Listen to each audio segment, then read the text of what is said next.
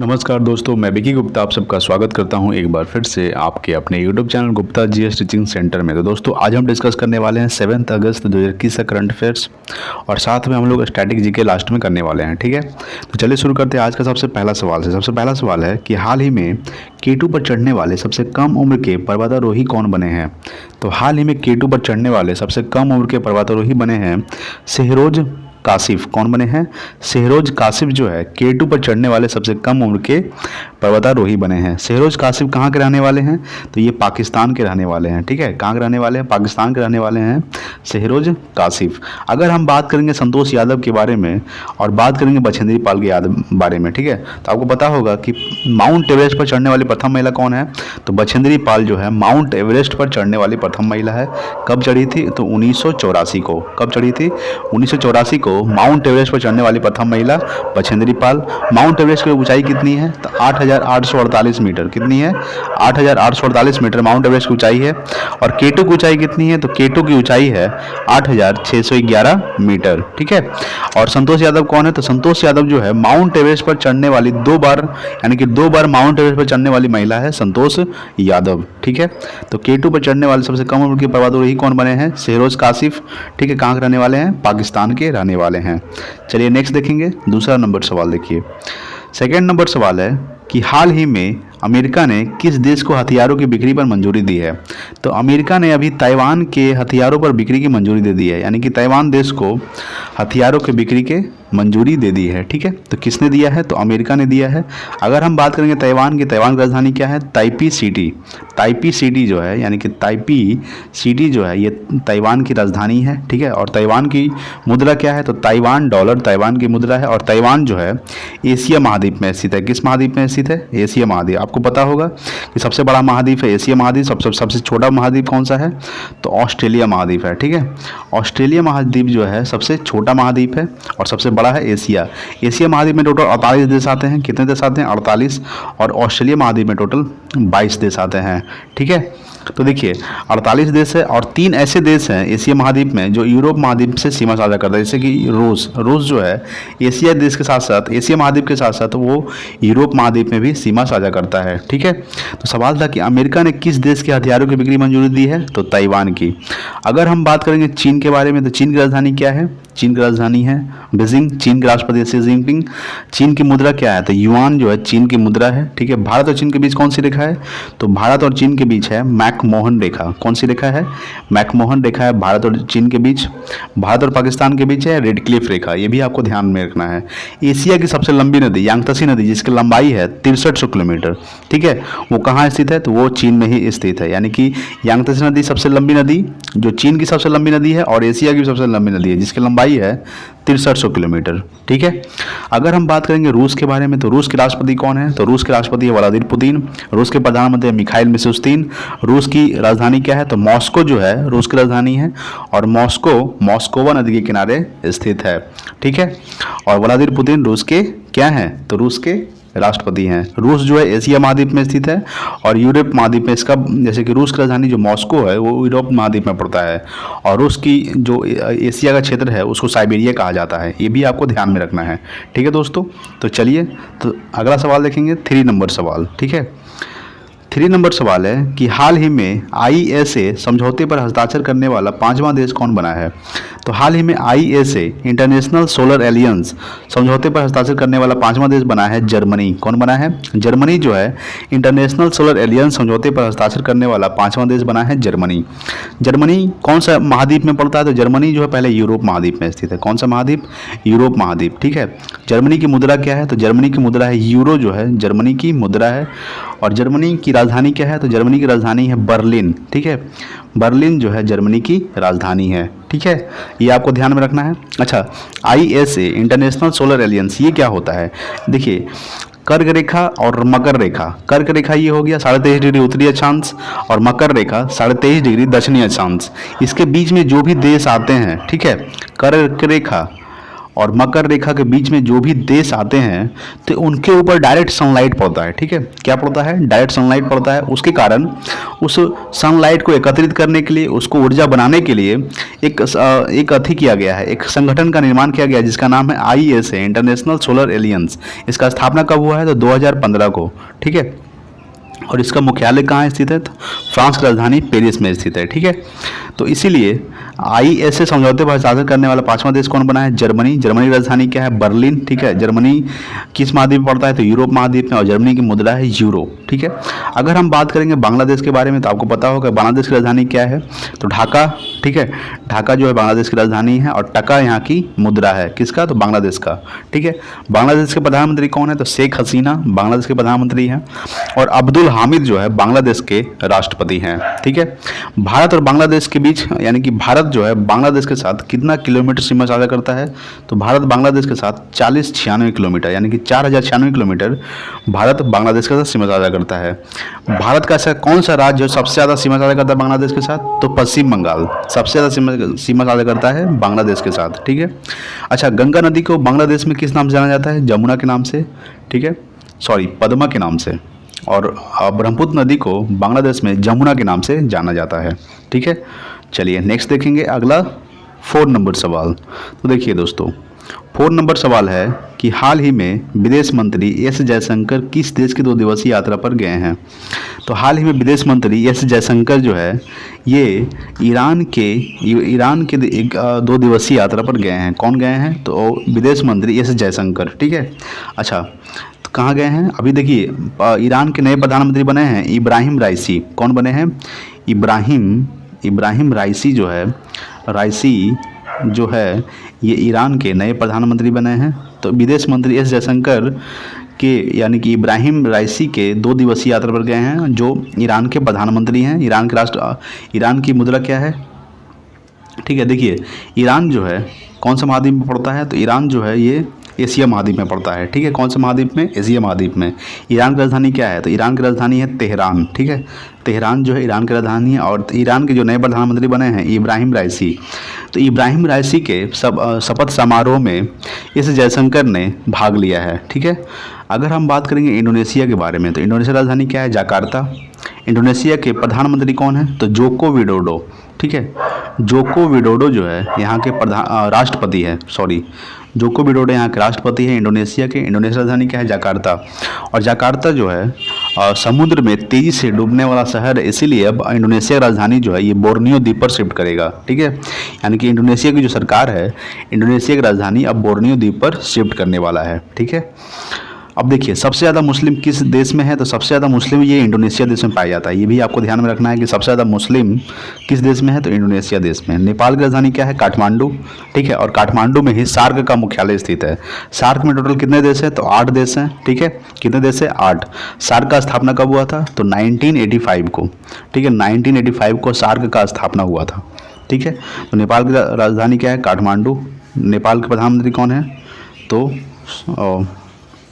वहाँ के नए प्रधानमंत्री बने हैं। इससे पहले कौन थे? नेपाल के प्रधानमंत्री पहले कौन थे? ओली थे, अब नए प्रधानमंत्री बन गए हैं, ठीक है। आपको कमेंट बॉक्स में करके बताना है कि नेपाल के भी वर्तमान प्रधानमंत्री कौन है, ठीक है। चलिए नेक्स्ट देखेंगे 5 नंबर सवाल। 5 नंबर सवाल है कि भारत सरकार ने देश भर में कितने खेलो इंडिया केंद्र स्थापित करने का निर्णय लिया है? तो भारत सरकार ने देश भर में अभी 1000 खेलो इंडिया स्थापित करने का निर्णय लिया है। कितना? तो 1000 खेलो इंडिया केंद्र स्थापित करने का निर्णय लिया है भारत सरकार ने, ठीक है। चलिए नेक्स्ट देखेंगे 6 नंबर सवाल। 6 नंबर सवाल है कि हाल ही में जारी रिपोर्ट के अनुसार बेरोजगारी के कारण आत्महत्याओं में कितने % की वृद्धि हुई है? तो हाल ही में जारी रिपोर्ट के अनुसार बेरोजगारी के कारण आत्महत्याओं में 24% की वृद्धि हुई है। कितने % की? यानी कि 24। का ऑप्शन क्या हो जाएगा? बी, यानी कि 24% की वृद्धि हुई है आत्महत्याओं में, यानी कि ठीक है। बेरोजगारी के कारण आत्महत्याओं में 24% की वृद्धि हुई है। ये जो रिपोर्ट निकाला गया है ये 2016 से लेकर 2019 तक निकाला गया है, ठीक है। देखिए जो परीक्षा देकर और जो फेल हो गया है वो 4000 के आसपास ये मृत्यु दर दिखाया गया है। कितने लोग? यानी कि 4000 लोग, यानी कि परीक्षा में फेल होकर आत्महत्या किया है, ठीक है। और ये जो 2016 से 2019 तक निकाला गया है, ये एज कितने से कितने तक है? यानी 14 से 18 तक ऐसे जो व्यक्ति हैं या फिर लड़का या फिर लड़की हैं जो आत्महत्या करने में बहुत ज़्यादा परसेंटेज है। ठीक है, कितना से कितना बीच, तो 14 वर्ष से लेकर 18 वर्ष के बीच। ठीक है ना। तो फिर देखेंगे अगला 7 नंबर सवाल। 7 नंबर सवाल है कि भारत के किस राज्य में IBM सॉफ्टवेयर लैब स्थापित होगा।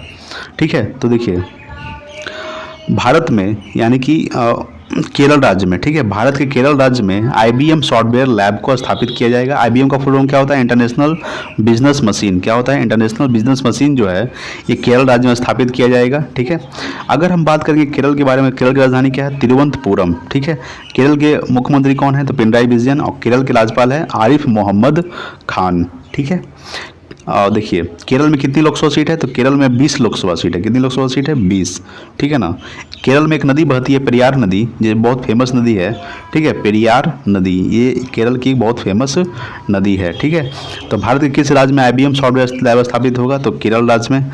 केरल के मुख्यमंत्री कौन है, पिनराई विजयन। केरल के राज्यपाल कौन है, आरिफ मोहम्मद खान, और केरल की राजधानी क्या है, तो तिरुवनंतपुरम। केरल में लोकसभा सीट कितनी है, 20, और पेरियार नदी केरल की फेमस नदी है जो केरल में बहती है।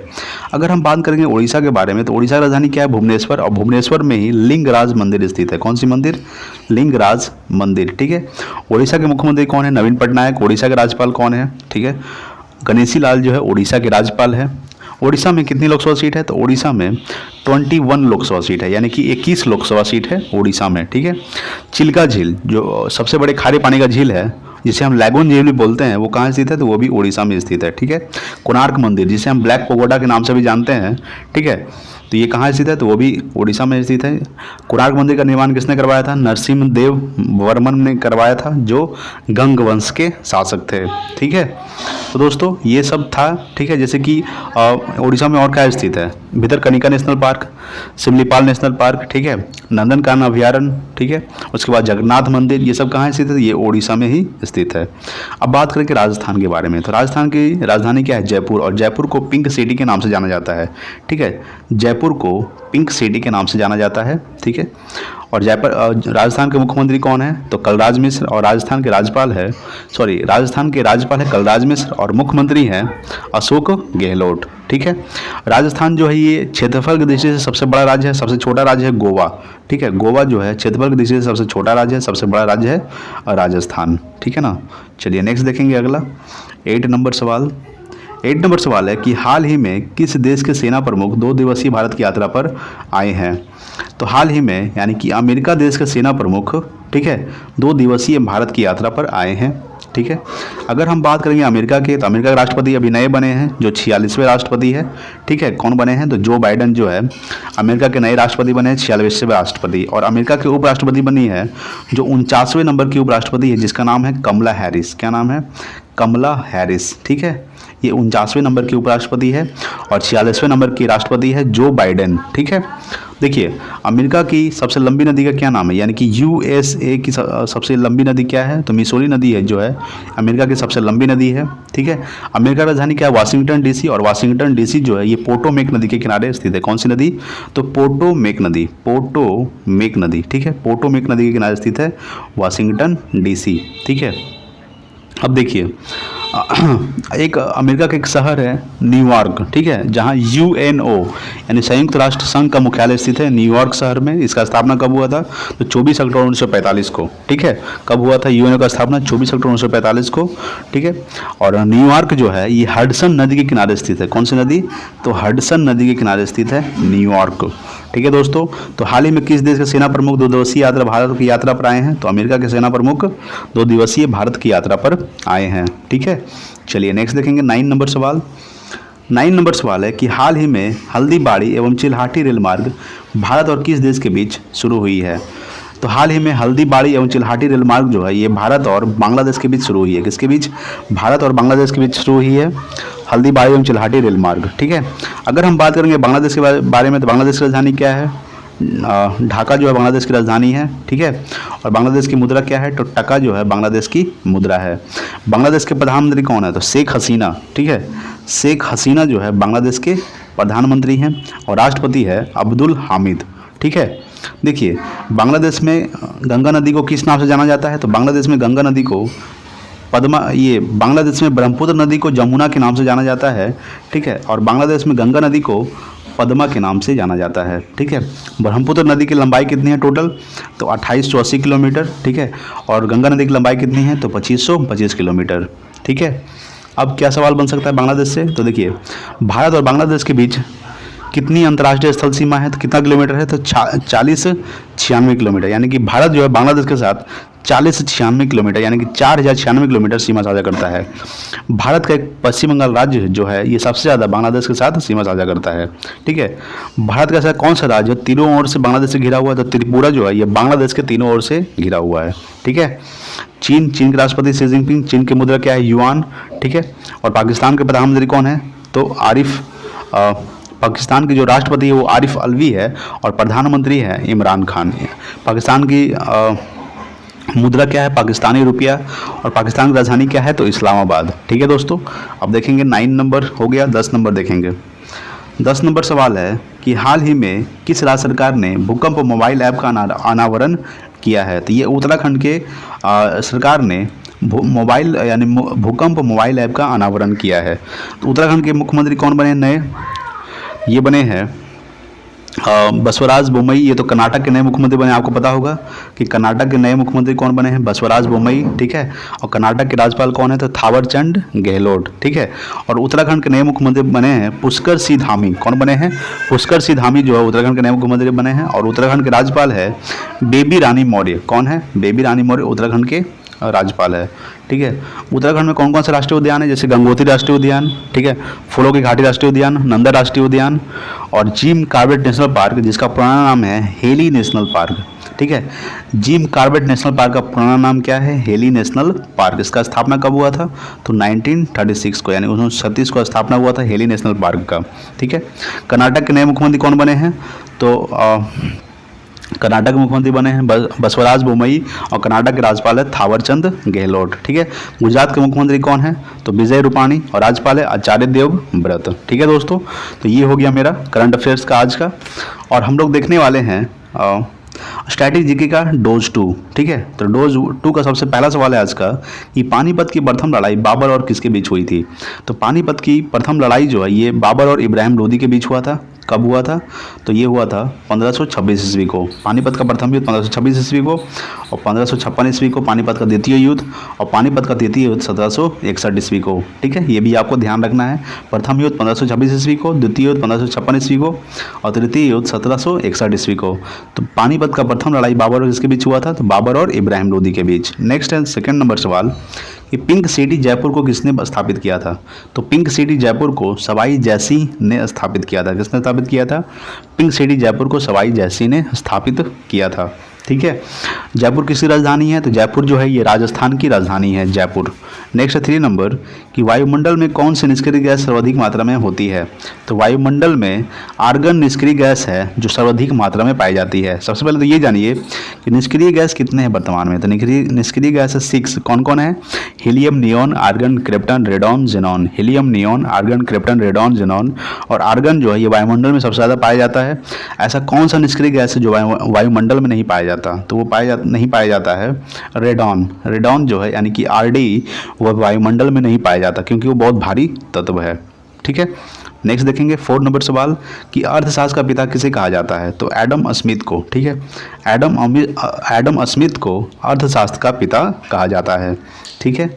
नेक्स्ट है 5 नंबर सवाल। देखिए 5 नंबर सवाल है कि माइकोलॉजी में किसका अध्ययन किया जाता है, तो कवक का, ठीक है। माइकोलॉजी में कवक का अध्ययन किया जाता है। 6 नंबर है कि फाइकोलॉजी में किसका अध्ययन किया जाता है, तो शैवाल का, ठीक है।